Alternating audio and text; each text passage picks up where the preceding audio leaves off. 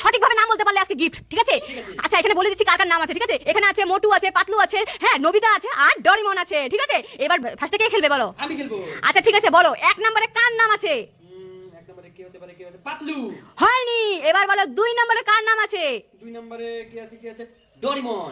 Yes, ডরিমন। তুমি 10 টাকা পেয়ে গেছো, গিফট 10 টাকা। আচ্ছা এবার বলো তিন নম্বরে কার নাম আছে? তিন নম্বরে আছে মোটু। হয়নি। বলো চার নম্বরে কার নাম আছে? চার নম্বরে আছে পাতলু। হয়নি, একদম না, চলে যাও। এবার মাম্মা চলে আসো, মাম্মা মাম্মা। এবার মাম্মা বলো এক নম্বরে কার নাম আছে? মোটু। ও মাই গড, ইয়েস, তুই তো একটা দারুণ হিল ধামাকাদার দিয়ে দিলি।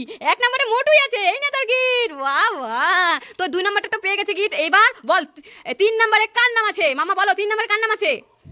তিন নম্বরে কার নাম আছে বলো, তাড়াতাড়ি তাড়াতাড়ি বলতে হবে। হ্যাঁ মোটু। হয়নি।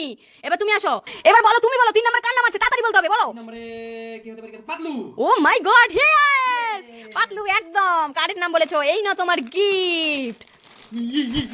আরে এবার চার নাম্বারটাই গিফট আছে, এই চার নাম্বারটা দুজনকে বলতে হবে, ঠিক আছে? হ্যাঁ বলো চার নম্বরে কার নাম আছে, বলো চার নম্বরে কার নাম? কার নাম বল বল আরেকবার বল। নবিতা। ও গুড, নবিতা জিতে গেছে, মাম্মা 500 টাকা জিতে গেছে, ইয়ে।